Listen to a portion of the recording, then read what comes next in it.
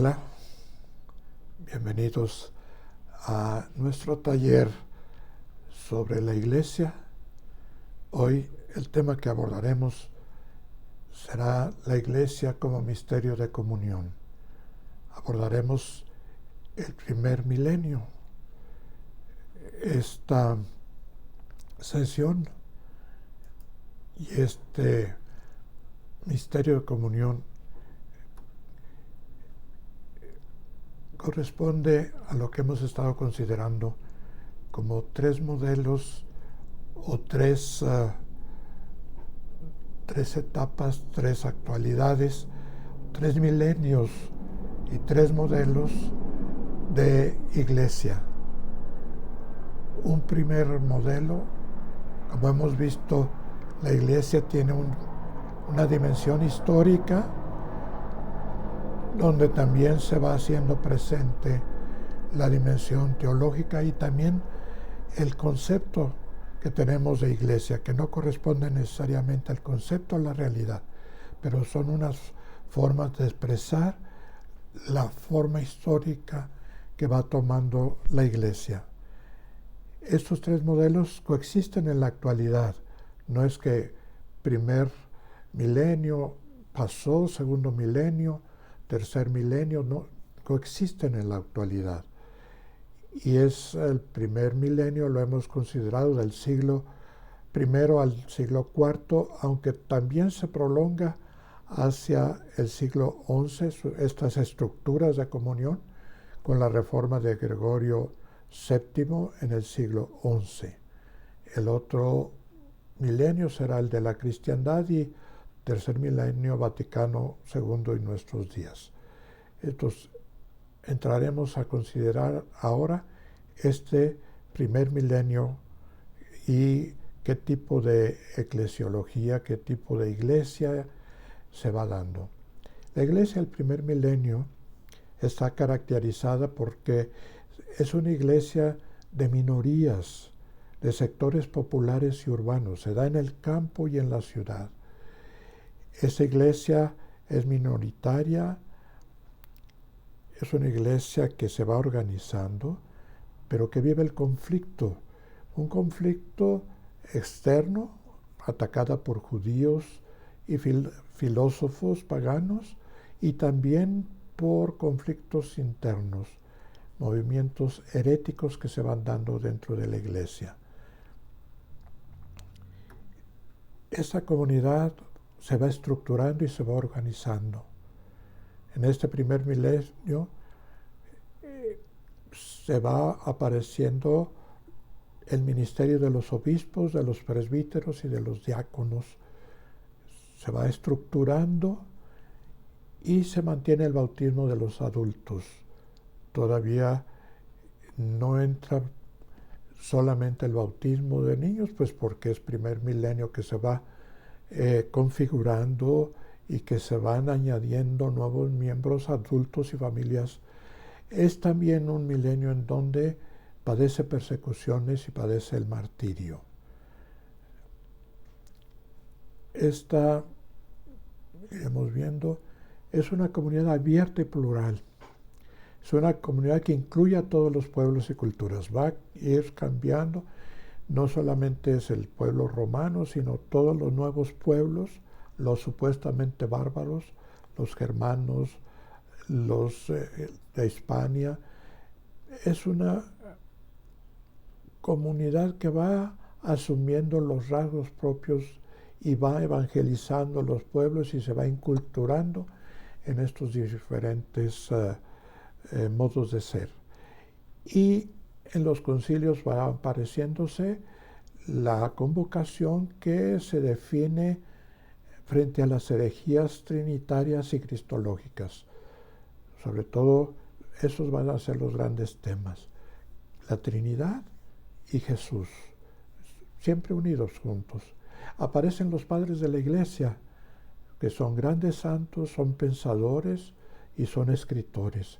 Ellos van a dar un tinte a la eclesiología, ellos van a ir formulando lo que es la iglesia. No existe propiamente una eclesiología sistemática, pero sí una reflexión que iremos viendo cómo va apareciendo esta reflexión, como eclesiología de comunión. Se va concibiendo la Iglesia como misterio de comunión.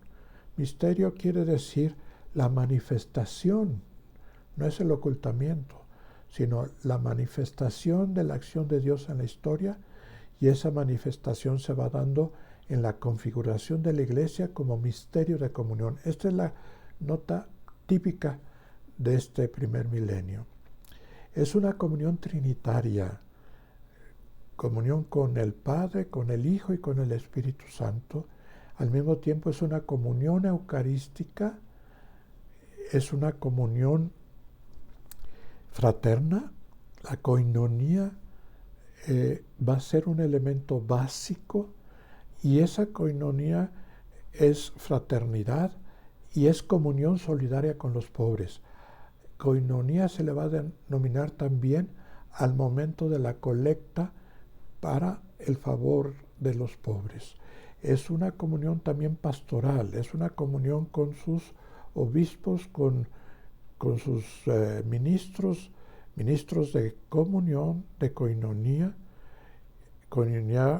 fraterna, comunión pastoral con sus pastores, comunión con los pobres. Todas estas dimensiones se entrelazan necesariamente, así lo presenta la Lumen Gentium en el capítulo 4. En esta iglesia hay una reflexión teológica eclesial muy vital, muy sobre la vida, sobre el modo y sobre la pastoral, sobre la acción que va realizando, esa es la pastoral, la acción de la comunidad por la que se hace presente el reino de Dios, el anuncio del Evangelio. Comunión pastoral. Nosotros hemos reducido pastoral a los pastores de la iglesia, pero toda la comunidad es pastoral. Hay una reflexión muy bíblica, lo iremos desglosando, y hay una reflexión sobre la liturgia, la Eucaristía sobre todo, también el bautismo, va a ir apareciendo de una manera muy fuerte. Es una reflexión menos sistemática, después irá apareciendo más, pues hasta, ya veremos mucho más adelante, hasta qué es la iglesia se plantea hasta el siglo XVI y en adelante, pero se vive en iglesia y una reflexión eclesial. Esta iglesia sitúa en el credo, en la parte del Espíritu Santo, hemos dicho que es una comunión del Padre, el Hijo y el Espíritu Santo, pero en el artículo 3 del Espíritu Santo es donde se introduce a la iglesia. Creo en el Espíritu Santo que actúa en la iglesia y genera la comunión de los santos, el perdón de los pecados, la resurrección de la carne y la vida perdurable. Es necesario distinguir entre creer en el misterio trinitario de Dios y creo que la iglesia está unida por el Espíritu Santo. No hay un cuarto artículo. Es creo en el Padre, creo en el Hijo, creo en el Espíritu Santo, en donde la iglesia aparece como parte de este credo. Existe bajo la fuerza del Espíritu que la santifica, que la unifica, la iglesia una, está unida a la tradición apostólica. Los padres, es interesante, en el primer milenio, sobre todo, pensemos en los primeros años del cristianismo, cómo llega la fe si ni siquiera hay escritura. Los evangelios se van escribiendo poco a poco y sin embargo hay una transmisión de los apóstoles que se va asumiendo y que se va transmitiendo. Y es abierta a la universalidad católica. Desglosaremos un poco más esta universalidad y particularidad. Por lo tanto, es una, santa, católica y apostólica. Más que una reflexión sistemática, como hemos dicho, se expresa en iconos. La iglesia es luna, la iglesia es una barca, la iglesia es santa y pecadora, es casta prostituta, nunca abandonada por el Espíritu Santo. Es una anciana en continuidad con Adán y con Abel, es esposa y madre, es Eva y es María. Como madre también Eva es símbolo de María y María es símbolo de la iglesia que engendra a los cristianos en el bautizo. La luna no luce por su propia luz como hace el sol, Cristo, que ilumina la iglesia, como el sol lo hace con la luna. Esta imagen, este icono se usa en la Lumen Gentium. En la Edad Media el sol pasa a ser el Papa y la luna el emperador, pero en estos primeros siglos no. La luna desaparece cuando aparece el sol. La iglesia tiene una estructura que desaparecerá en la plenitud. Existe iglesia mientras no sea la plenitud escatológica plena. La luna está relacionada con la fertilidad. Pregúntenle a los campesinos, luna llena, cuando hay que sembrar, cuando el mar se mueve.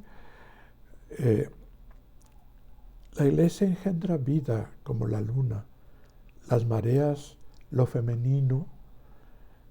La nave también es imagen más extendida quizá. El piloto es Cristo, el subpiloto es el obispo, el puerto es la plenitud del reino y el mar el mundo. La barca fluctúa pero no se hunde. El que estando en la nave se tira al agua se ahoga. De ahí viene el dicho después, extra ecclesiam nulla salus. Fuera de la iglesia no hay salvación. Luego se extendió a los paganos, no solamente a los que se arrojaban al mar saliendo de la iglesia, sino a los que no habían entrado. También es una casta meretrix. Los padres aplican a la iglesia distintos casos de mujeres prostitutas del Antiguo Testamento. Es meretriz por su infidelidad y casta por la fuerza del Espíritu. Indica la fragilidad de la iglesia a la vez que confía en la fuerza del Espíritu. Es hermoso, volvamos a eso. Hay tensiones eclesiales también en este tiempo, tensiones que hoy permanecen, pero que en ese tiempo fueron fruto y fueron semilla de la vida de la iglesia como comunión. Una tensión es la comunión y la organización. Comunión que se manifiesta también entre Oriente y Occidente.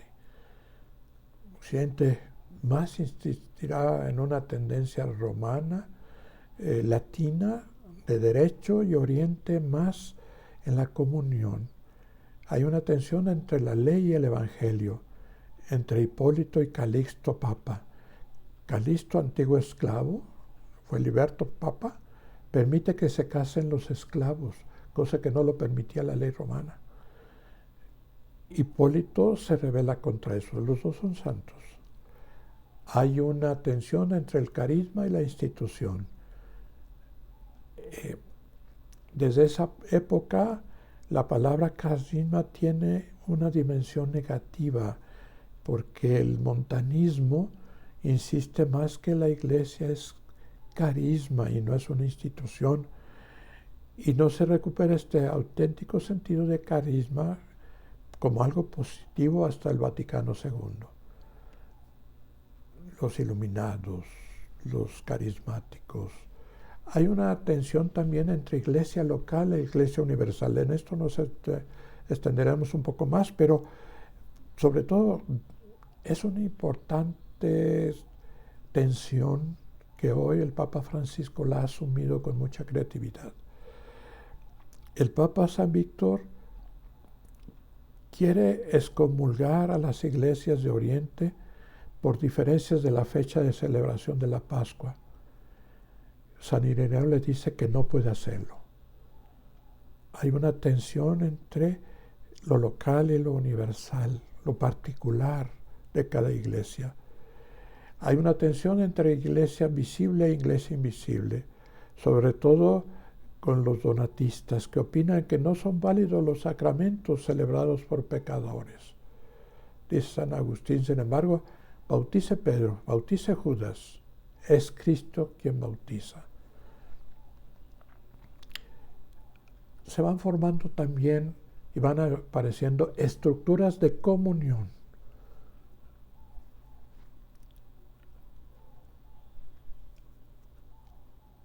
Es una iglesia muy participativa y activa. Intenta resolver las tensiones internas con espíritu de diálogo. Veremos un poco más estas tensiones, pero también estas estructuras que van articulando esta iglesia local, iglesia universal. Es importante la teología de la iglesia local. Los obispos son responsables de la iglesia, Ignacio, Ireneo, Agustín. La iglesia que existe en Jerusalén, en Antioquía. Roma es una iglesia local con privilegios. ¿Cuáles son los privilegios? Roma tiene primacía en la caridad. Es santificada por la comunión.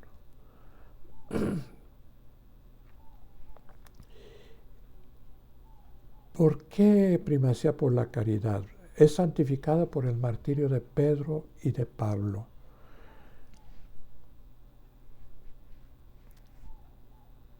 Hay un primado del Papa, primacía del obispo de Roma. Cuando hay conflictos, hay una dimensión local fuerte, pero primacía de caridad. Roma preside la caridad. Ignacio insiste en eso, tiene una principal potencia especial, habla San Ireneo, obispos locales.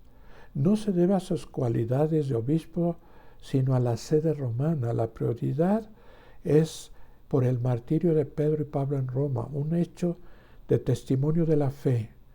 Los dos sellan la iglesia romana. Pedro por su primacía en el grupo de los 12 y Pablo por la elección carismática. Y esto pasa a los obispos de Roma, que son vicarios de Pedro. Así se presenta de nuevo, reasume esta dimensión el Papa Francisco. Se presenta como el obispo de Roma. Su función es mantener la comunión de la fe, de la vida, vicario de Pedro. Hay una descentralización, es una estructura eclesial descentralizada. Ya les decía, la iglesia existe en Jerusalén, en Antioquía, en Alejandría, en Roma. Y hay sínodos provinciales que a veces se comunican a Roma y a veces no. Sinodalidad. Es interesante. La reforma de Francisco no es otra cosa sino enraizarse en la experiencia eclesial original de la iglesia. Aparecen teologías locales y liturgias. Son formulaciones plurales de una sola fe. Formas de formular la fe que es única. La elección episcopal. Se pide el sufragio de todos para la elección del obispo. Quien ha de presidir a todos ha de ser elegido por todos. Los papas también insisten en ello. El clero elige un candidato, lo presenta a la comunidad local que lo acepta, luego los obispos de la región que lo consagran, por lo menos 3. Algunos se vieron obligados a asumir el cargo, algunos obispos, por la presión de la comunidad. Así fue Ambrosio, Juan Crisóstomo, Agustín. Y se prohíben lo que se llaman las ordenaciones absolutas. No se puede ordenar obispo sin comunidad local. Pensemos en obispos auxiliares, en nuncios, en cargos vaticanos. Cuando los señores feudales nombran obispos, Roma actúa, pero cuando ya no hay feudalismo, Roma sigue. Bueno, hay otra dimensión eclesial, que es la recepción y la contestación eclesial por parte de la comunidad. Las autoridades de la Iglesia se reúnen en concilio, determinan normas de proceder, formulaciones del credo, pero se insiste en que la comunidad también tiene el Espíritu. El Papa Francisco insiste en Iglesia, pueblo de Dios, y que hay que consultar. En noviembre tendremos esta reunión eclesial de América Latina, de todos, no solo la conferencia episcopal, las conferencias episcopales, sino la comunidad con todos los bautizados. ¿Qué es la recepción y la contestación? Es un proceso vital. La Iglesia se aclara sobre algo que es vital para ello. La Iglesia recibe y acepta, es el amén litúrgico y el amén eclesial. Me adhiero a eso, comulgo con ello. Todos los últimos procesos, Puebla, Medellín, Santo Domingo, algunas encíclicas de los padres también, proponen, pero la comunidad las va acogiendo o las va contestando. Los concilios y las afirmaciones necesitan ser recibidos, ser acogidos. Jesús, cuando sopló sobre los discípulos, les dijo, acojan al Espíritu Santo. El pueblo tiene un valor teológico, sensus fidelium. La fe del pueblo es una fe que tiene una dimensión teológica. Cuando hay rechazo, no es que sea falso lo que se manda, sino puede ser que no sea oportuno o no está bien formulado. Interesante esta dimensión. La sinodalidad por aquí tiene también mucho que ver. Finalmente, la Eucaristía es lugar de comunión eclesial. Esta frase que de la Iglesia hace la Eucaristía, la comunidad hace la Eucaristía. No solo el que preside. Oremos, hermanos, para que este sacrificio mío y de ustedes sea agradable a nuestro Dios. Y la comunidad dice amén. Acoge la oración que en plural hace el que preside. Y la Eucaristía también hace la Iglesia, nos va configurando y conformando como Iglesia. Está ligada, pues, a la comunión. La Iglesia es la que celebra la Eucaristía y el primer fruto es formar Iglesia, comunidad eclesial. La Iglesia es definida como el cuerpo real de Cristo, y la Eucaristía como el cuerpo místico, misterioso de Cristo. Ya en el segundo milenio, como veremos, cambian las cosas.